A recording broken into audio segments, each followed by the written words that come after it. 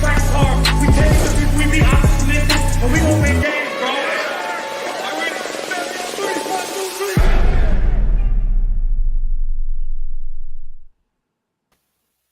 All right, welcome everybody back to another episode of the Big Douglas Show. Now that the off season has officially begun for the Commanders, we'll jump into the draft on tap season, get you prepared for all those things. But it's been a busy week.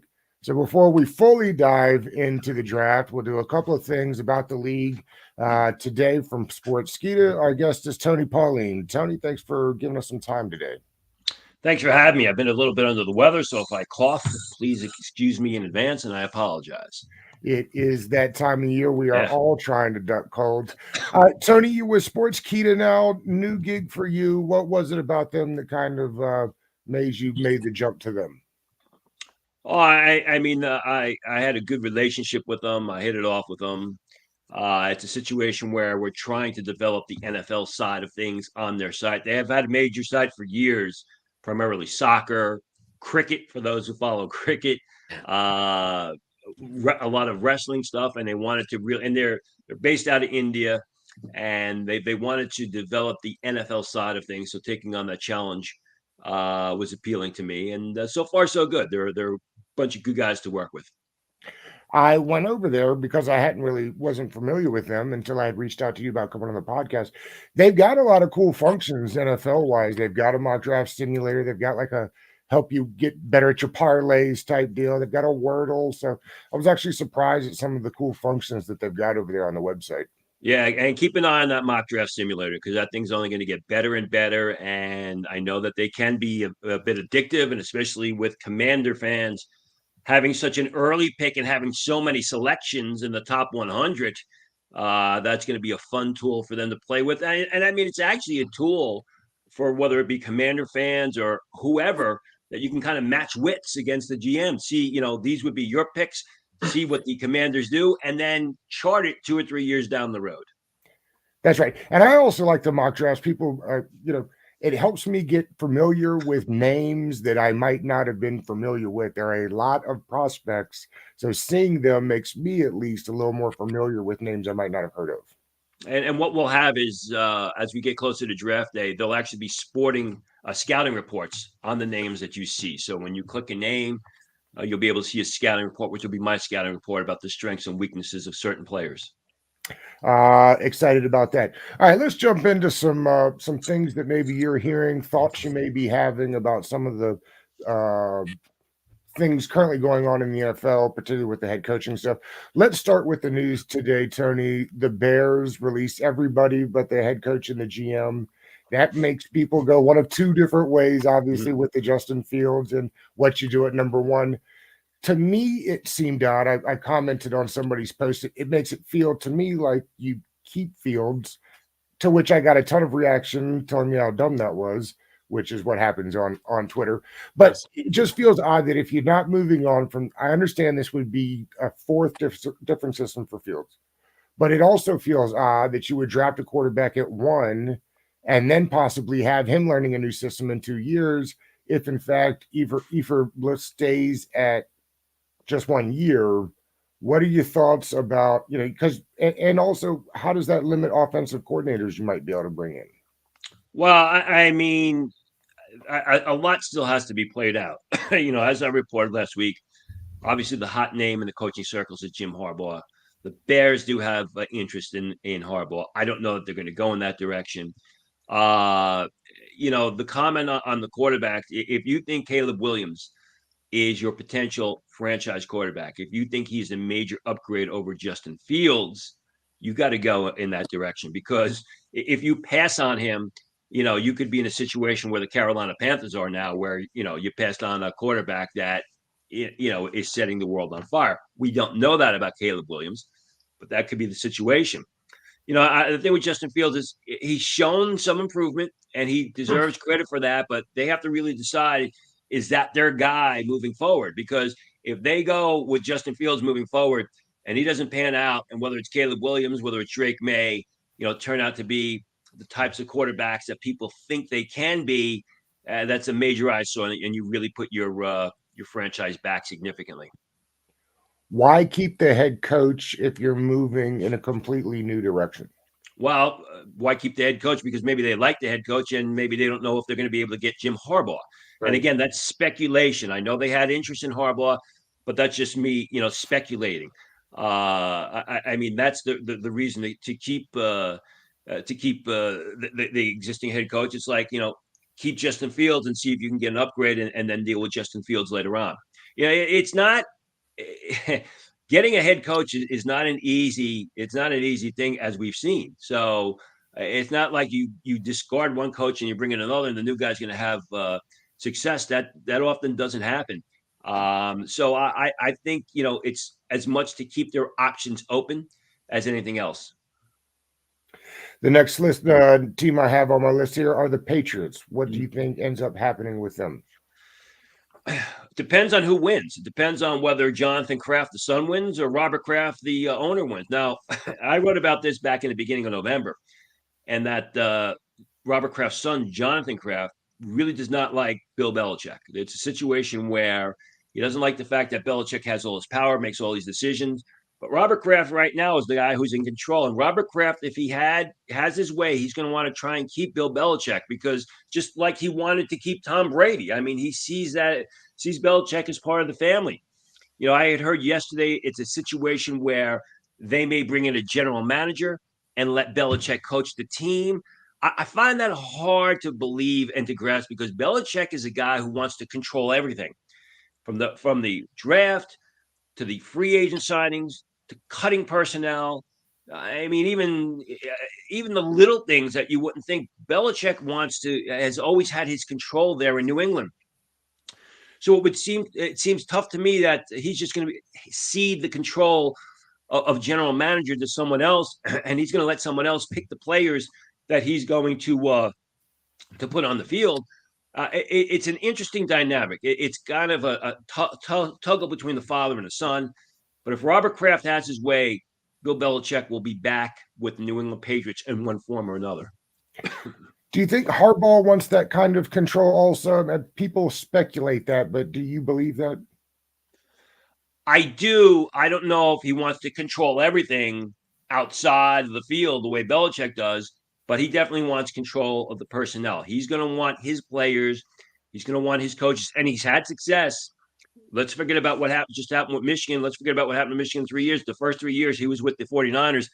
They had a great degree of success there. They never won the Super Bowl. They did go once. They went to 3 NFL NFC title games. So he's excuse me, he's going to want control in the sense that he's going to want a general manager that feeds him information and gives him input, but he's going to want that final say on personnel, player personnel, and roster moves. The Titans surprised me. Vrabel, to me, is about as good as it gets at head coaching. I get that there must have been some sort of power struggle up at the top, or not seeing eye to eye on the vision of where they're going. That still was a strange one to me. Do you think Vrabel ends up in New England, or he's set on a head coaching gig somewhere? Again, I mean, what we can't say he ends up in New England when we don't even know what's going to happen with Belichick in New England. I was told that what happened in Tennessee was a situation where Amy Adams Strunk, who's the CEO of the team, just didn't want to spend the money because they don't have this money to spend. And really the problem started with trading A.J. Brown. When Vrabel wanted to keep A.J. Brown, sign him to a long-term contract, but the Titans and the CEO would not do it. So I think it was with Vrabel Vrabel wants to put the best team on the field, and the CEO does, but she wants to do it in a financially smart way or financially, stringent way. And I think that's what led to the firing of Vrabel, because like you said, they didn't see eye to eye. I think, he is a commodity in the sense that you look at all the other guys that are being talked about as head coaching candidates outside of Harbaugh, Bobby Slowick, the Texans OC, Ben Johnson, Detroit Lions. These are coordinators who people are projecting to head coaches. And as we've seen time and time again, that often doesn't work out. With Mike Vrabel, you know what you're getting, and he has a history as a head coach. So whether it's the Patriots, whether it's some other organization, I think he's going to be a guy that gets a lot of interviews. And I would be surprised if he's not a head coach of a team come opening weekend of 2024. The Falcons. Where do you think they're headed for their head coaching search? Yeah, I've heard nothing about the Falcons. I think in a lot of ways, like the New York Jets, they're sort of an organization that's in disarray. I think that they'd probably be best bringing in a new president of football operations. I'm sure they're going to go through the motions of interviewing the Ben Johnsons, interviewing the Slowicks. I mean, Vrabel probably would be a good fit there because he's a no nonsense type of guy. It's just a matter of with Arthur Blank, get out of the way and let him coach the team. I really haven't heard anything much about the Falcons. I don't expect too much from the Falcons, to be honest with you. Go to the other side of the country with the Chargers. This one is an interesting one to me. It feels like a lot of people have them as one of the better destinations for a head coach. What do you see out there? Well, I mean, I think the Chargers and the Raiders, you can combine them because I think that is one either of places where Harbaugh is very likely to end up. When you look at the Chargers have a talented roster. The Chargers have an outstanding quarterback. So those are two question marks that are you don't have to worry about. Tom Telesco did a decent job there. Yes, they have holes. They need a cornerback. Probably need some offensive linemen. Need some more weapons. But you got Justin Herbert there. Harbaugh makes a lot of sense there, especially since Telesco's out of the picture. The question is, does the Spanos family, will they come up with the $15 to $20 million a year that Harbaugh is going to command? The Sun has come out and said, yeah, we'll spend whatever it takes. Some people believe it's true.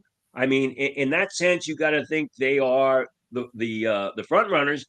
But then again, the Chargers are a team that's cash strapped. I mean, they're one of the neediest cash teams in the league. They have to pay rent to use the stadium. So when you look at the overall picture, what would they be willing to spend in free agency? If Harbaugh wants to go out or coach goes in there and wants to spend a lot of money on top free agents, are they going to be able to do that? Would they be willing to do that? Then you go to the Raiders, and there's a lot of relationship there between Mark Davis and Jim Harbaugh. I've been told and I've been reporting that they're good friends. They keep in contact. The hiring of Don Yee was definitely a sign that, to try and the hiring of Don Yee, the agent, by Jim Harbaugh was definitely a sign that, the Raiders could be the front runner. I think that, Mark Davis has shown with Josh McDaniels that he'd be willing to let a head coach take control and bring in his own general manager.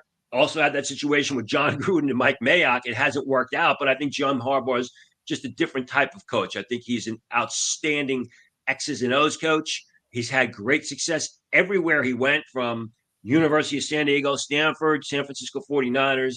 Obviously, we saw what happened to Michigan. And I think that, that would be a good fit in a variety of ways. Well, do you think they're at all interested in retaining Antonio Pierce in Las Vegas? I think there is a faction that wants to retain Antonio Pierce. I think from a sentimental point of view, there is a momentum there to retain Antonio Pierce. But the fact is, why didn't they retain Rich Bisaccia, 3 years ago? Because when you look at what happened with Mayock and Gruden and the way that basically team was going downhill, and then Bisaccia comes in, gets everybody behind him, brings that team to the playoffs. In my opinion, Bisaccia should have been in conversation for Coach of the Year that year. And then they let him go in favor of Josh McDaniels. You got to wonder. Now, maybe Mark Davis learns that lesson and keeps Antonio Pierce and keeps Champ Kelly. There's a lot of sentiment there to keep Antonio Pierce. But I think if you can get any team, get a coach like Jim Harbaugh, and I know Harbaugh is not liked for certain reasons in certain aspects, but you can't deny the guy is a phenomenal coach, and he's had success on the NFL level. I just think it's a major upgrade over whether it be, the Eberflus in Chicago, whether it be Pierce in Vegas. He's just a tremendous coach. Will the Panthers have a hard time finding somebody to fill their job? No, because anybody's willing to be a head coach in the NFL. Yes. Would they be hard pressed to maybe get a guy like Mike Vrabel? I think so. I mean, the owner is a bit of a lunatic, for lack of a better word. I mean, he's a modern day Daniel Snyder in a lot of ways, as you well know. And, you're going to get somebody that's going to take the job, but you may not get a top candidate. You may not get the guy that you want because of the actions of the owner. And the fact is, the owner was very successful in the business, but that doesn't mean he's the successful owner of an NFL franchise. He's not. He's making football decisions which you're not qualified to make will lead to ruin, as Washington fans know better than anybody. That's right. Let's segue that to Washington. They've got interviews out for the head of football operations. Obviously, they also need a head coach. Do you have any thoughts on which way that they're headed? As of right now, no. I mean, people may remember I had wrote an article back in November saying that at the time Josh Harris was speaking with Elton Brand, the former Philadelphia 76ers star, because he wanted to model his NFL front office more like an NBA front office. And sure enough, that's what they're doing now with one of their consultants. I think what they'll do is, I think it's best if they put put into place the head of the football operations first, and then go from there with the head coach. I'm sure they're going to interview a lot of people, interviewing Slowick. I'm sure they're going to want to interview Ben Johnson. I'm sure Mike Vrabel is probably, an interesting candidate. But I think it should be one step at a time. If it were me, I would go with the president first, and then have the president's input, president of football operations, have the president's input on the general manager as well as the head coach. It's amazing. They interviewed Adam Peters yesterday. Last year, this time, he was turning down jobs. The idea that he may now take the commander's job a year later, I think, says everything you need to know about the changes in the organization, because obviously he was not taking the commander's job last year, even if it had been offered to him. And with good reason, because a year ago it was a different owner. And, go back to your question. You asked me about Carolina. Will Carolina have a difficult time? Well, I mean, I think the Commanders were in that situation a year ago. So now, now it's a different type of situation. Now Peters is probably more open to at least speaking with the people in charge and then making the decision. I found it interesting. There have not been any requests as of yet to interview Eric Bieniemy. What do you think that how do you think he's viewed around the league? Do you think taking the job last year hurt him? Do you think he'll get a pass from the league? Or is he who the league thought he was? And that's why they're not standing in line for interviews, it feels like. Yeah, I think it's the latter. People can point fingers and make all these accusations. But when you talk to those in the league, Bieniemy was never considered head coaching material in the NFL. They think maybe he could be a real good head coach in college football, but as far as NFL is concerned, the demeanor, his approach, it's just not. It may have worked 20, 25 years ago. Right. But in 2023, 2024, and 2024 now, people just don't think it works. And no one in the league has ever really thought that he was a prime head coaching candidate or prime head coaching material. Before we move to the draft, I'm curious, just to kind of wrap that up. Do you think the Bears will end up picking at number 1 or trading number 1? No, I think they should pick at number 1, whether it's Caleb Williams, whether it's Marvin Harrison Jr. I mean, the talent in this year's draft, at the top of this year's draft, is superior to what it was a year ago. I was shocked last year. At this point last year, even through the Senior Bowl, everyone was saying that Bears would trade down for a team that wanted the quarterback. And I said, there's really no quarterback worth trading up for. And I was surprised that Carolina gave away what they did to move up to eventually draft Bryce Young. And it was a home run for the Chicago Bears. Now, granted, got to see, assuming if we've seen that Poles is calling the shots, I think that they make that pick especially considering they have another early pick from last year, or actually not from last year, from their own pick. The first pick is the Carolina pick, primarily because whether it be Caleb Williams, whether it be Marvin Harrison, both of those players are rated much, much higher than Bryce Young was a year ago. Do you have to give Eberflus a couple of extra years to get in the offensive coordinator you'd like? In the past, you would say yes, but the NFL these days is a what have you done for me lately? Gone are the days. We're going to talk about the draft soon. And it used to be a situation in the draft where you would give a player at least 3 years before you made the final determination as to whether or not he was NFL worthy, whether he's going to be an NFL player. Now people want the answer in 3 weeks. Okay. So should Eberflus get more time? He absolutely should. But, as we've seen time and time again, if the ship is not heading in the right direction, if there's not a lot of promise, if the owners or ownership group, has a whim, you're out the door. Yeah. All right. Adam Aniba is our draft analyst. So let's get to it. I know you've got some questions for Tony, Adam. I guess, when I jumped on, you guys were talking about the Senior Bowl. We know about the top guys, Alt, Fushanu. Are there some under the radar guys that, we should be looking at during the Senior Bowl at offensive tackle? Yeah, Talise Fuega, who I haven't really looked. Talise Fuega of Oregon State, he's probably going to be a middle round choice. He's a terrific right tackle prospect. He's an athletic guy. I think in my mock draft, I had him go in 16 or so. He's the guy who can move up draft boards.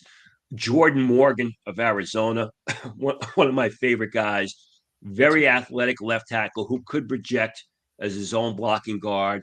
Not the strongest guy in the world, but if you're looking for a guy that's got outstanding mobility, can slide out off the edge, he's someone to keep an eye on.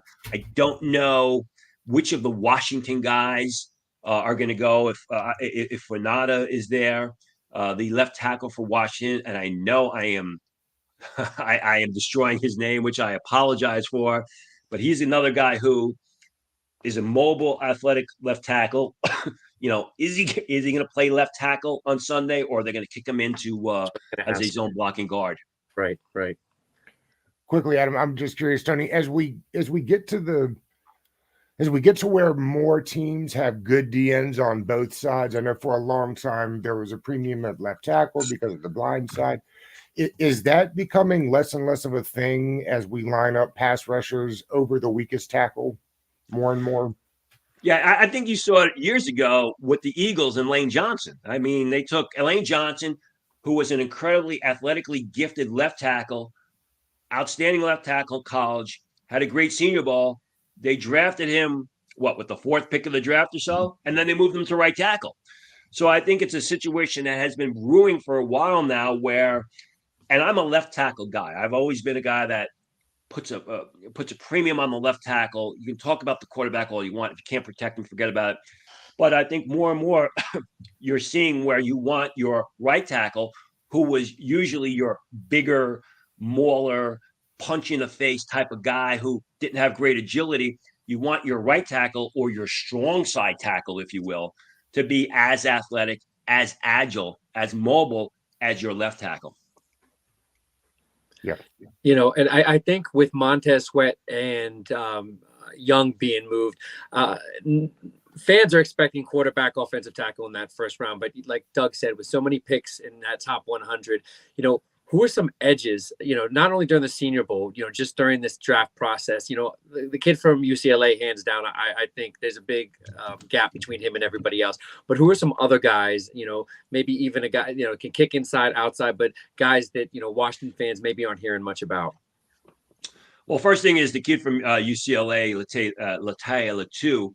He's got some major injury concerns. Yeah. Now, you talked about Montez Sweat. It's kind of ironic because if you remember the whole Montez Sweat situation, he was a guy that was projected to go top 10, top 8. He was flagged because of a heart condition. He ends up falling to the 24th pick. The 2 was basically told by Washington, you can stay here on scholarship, but you can't play because of all these medical concerns. Left Washington, went to UCLA. He's an outstanding pass rusher. He's a really good athlete. He's not just a pass rusher. He's a guy that you can drop him off the line and play him in space, do a good job for you. But again, with him, I mean, he could go mid-first. He could go in the second or third round, depending on how the medicals pan out at the combine. And the medicals are not the same for each team. Some teams will red flag him, which will mean that it's a round 2 penalty because of the medicals. Some teams will flunk him, fail him, which means they're not going to draft him. And some teams will give him the okay, which means, they'll give him a first round grade. So that's a guy to keep an eye on. Later on, I'm still waiting, Braylon Trice of Washington. I don't know if he ends up in that late first round part, top of round 2. JT Tuimoloau of Ohio State. He's still deciding, hasn't made an official announcement as to whether or not he's going to enter the draft. But again, late first round, early second round. Chris Braswell of Alabama, who is a tremendous athlete who is developing into a football player, real good pass rusher who can also play in space. Adisa Isaac of Penn State, a smaller college defensive end who's probably going to stand up over tackle. Jordan Birch, the defensive end from Oregon. Adrian Cooper is a third round prospect. Adrian Cooper out of Texas A&M, an outside linebacker, smaller guy who's going to be at the Senior Bowl. He's also shown himself to be a good pass rusher. And, the number one question, of course, with Washington fans is, there is still a group that thinks Sam Howell can still be that guy.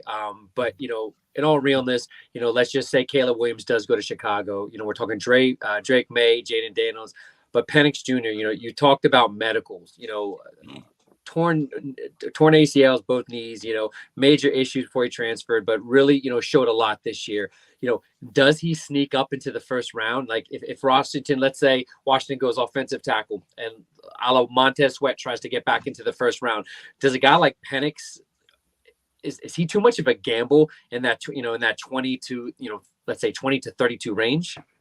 I'd be shocked if he's a first round pick. I'd be shocked if he's taken in the first 15 picks in round 2 for a couple of reasons.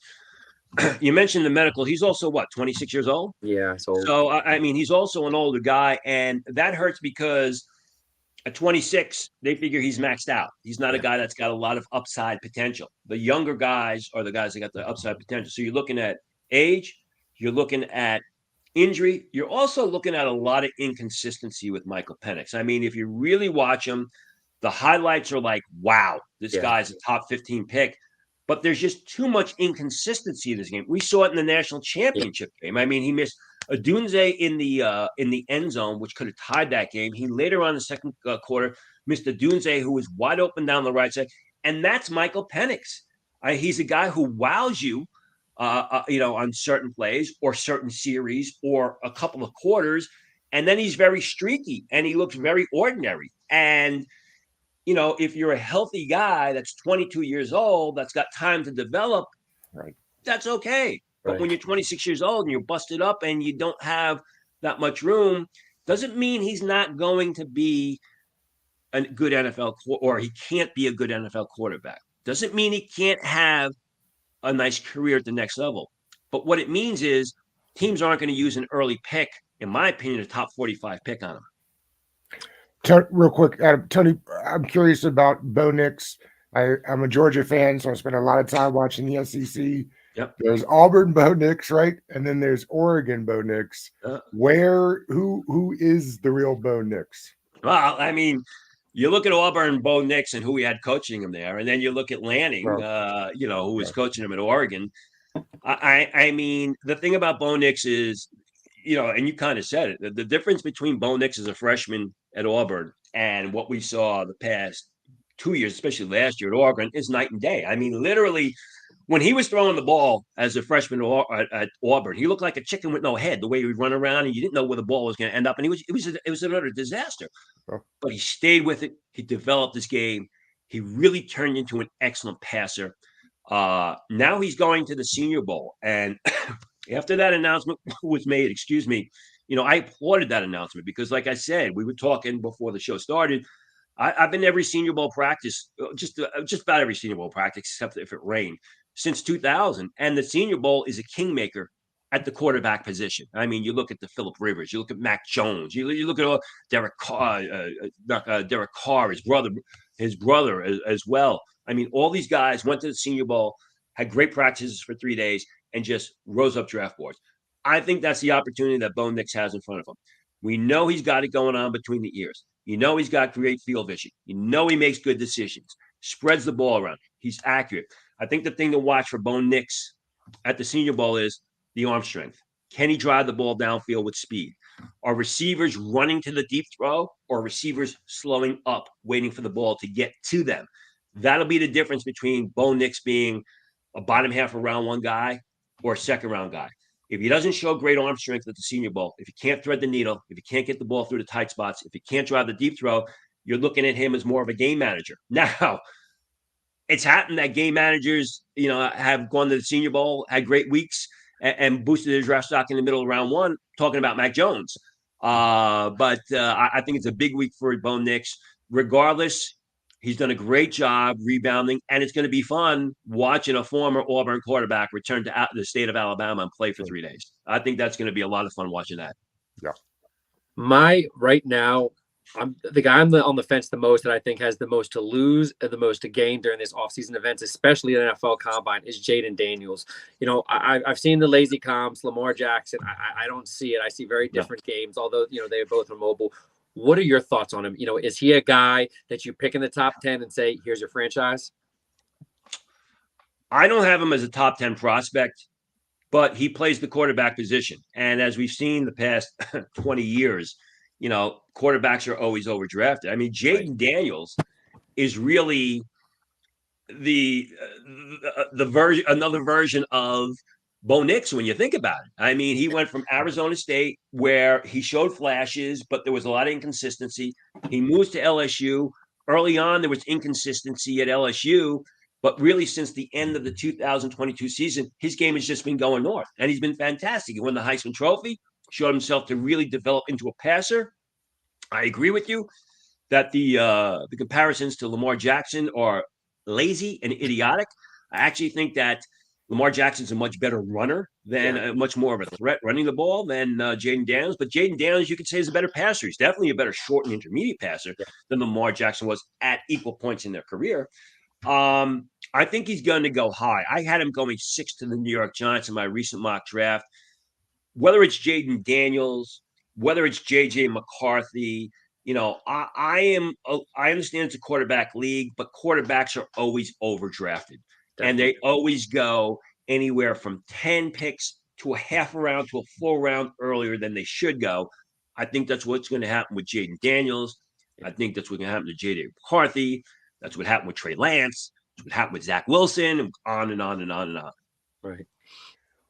Assuming that the Commanders stay at number 2 and the Bears take Caleb Williams at 1, that makes it feel like, at least right now, that would be May at 2. Let's get your thoughts, Tony, on Drake May. Completely different quarterback from Caleb Williams and even Jaden Daniels. He's a bigger guy. He's more of your traditional pocket passer, although he has some mobility and he can escape the rush. He's not a true RPO quarterback. Doesn't make as many off-platform throws as, say, Caleb Williams, although he has that possibility, has that ability. Caleb Williams at times had difficulties this season, and people, focused on those difficulties at times. Well, Drake May also had difficulties at times this year. He lost his top receiver, Josh Downs. Quiz Watkins, the kid that had all the problems with the NC2A, was in and out of the lineup. I like his upside. I like his build. He's a big guy. He's got a big arm. Just needs some polish to his game. I think with Drake May, the situation where there are going to be bumps in the road, as there are with, most rookie quarterbacks not named C.J. Stroud the past 10 years. but at the same time, if you develop him properly, if you coach him properly, you could have that quote unquote franchise quarterback. He has that ability. And the one thing we talk about, the player, is this player, is he worthy of this? So much of it comes down to player development and player coaching, because, time and time you see why Andy Reid Doug Peterson, the Philadelphia Eagles, even Bill Belichick for the most part, they have great success with quarterbacks because they know how to develop quarterbacks. They know how to coach young quarterbacks. Whereas the New York Jets or even the Cleveland Browns are eternally looking, to the draft to select a quarterback, which turns into a bust. The Commanders to a certain extent, and then they have to change tactics and go out and get an established veteran because they can't develop a young quarterback. It's as much the lack of development or really failing in that area as much as it is picking the wrong player. Were you surprised then? I agree with you completely. Were you surprised then by the tact that Washington used with Sam Howell this year? I mean, asking a guy, only Patrick Mahomes threw more passes this year than Sam Howell, seems like a brutal way to indoctrinate a young quarterback. No, because you have to know what you have. You got to find out what you have. You got to find out if Sam Howell's the guy. I mean, Sam Howell was a guy who, going into that last year at North Carolina, people, including myself, thought he had top 10 potential. And then he fell flat on his face. And he was never able really to rebound. And, that's another thing that, is one of my principles in the sense that I'd rather get a quarterback whose game is on the upswing, a Jaden Daniels coming into the draft, than a guy that struggled. And Sam Howell coming into the draft out of that final season at North Carolina, yeah, he showed a lot of ability. Yeah, he showed a lot of skill, but he also struggled a lot. Looking back on it, do I think that the Commanders implemented the wrong strategy with Sam Howell? No, because you had to know, what you had in Sam Howell. Did you have a guy who was going to be your future starter, or were you going to have to go in a different direction? And in my opinion, it worked out. It didn't work out for Ron Rivera and a lot of other people. But, basically the Commanders are saying, you could say now, Sam Howell was not our guy. We have the second pick of the second selection of the draft. We can now get another quarterback who we hope will be our guy in the future. Before we get out of here, Tony, are there any names that you like coming up in the draft cycle that we should be looking out for? Well, you mentioned edge rusher before. Yeah. This guy's going to be – he's too early to take with the second pick of the draft. He's not going to be there at the top of round 2. Chop Robinson of Penn State, I think, is just crazy underrated. I mean, he is just an explosive pass rushing defensive end who can play off the line of scrimmage. I absolutely loved his game. You watch Michigan the other night, Colson, the linebacker, who's going to be a day 2 selection. Been a big fan of his game. And there's a lot of offensive tackles out there who I think probably going to be 3rd, 4th round choices that could develop into real good players on Sunday. Does Mims from Georgia make it out of the first round? I doubt it. I doubt it for a couple of reasons. Number one, the tackle position, as we talked about, is a priority, especially guys who can play left tackle. Georgia has put a lot of good tackles into the league lately. And he's an athletic guy who I think when you look at the teams that need offensive tackles, the demand outstrips the supply. So I think what's going to happen is you're probably looking at a guy who's probably, isn't going to make it past the 25th pick of the first round, could go earlier. Adam, anything else from you? I mean, you guys covered everything. You got the May. I definitely love this insight. Yeah, me too. Tony, this was great. We appreciate you coming on. I know you were under the weather, so playing a little sick today, but we appreciate you for sure. Thanks. Appreciate it, Tony. Thanks for having me. I enjoyed it.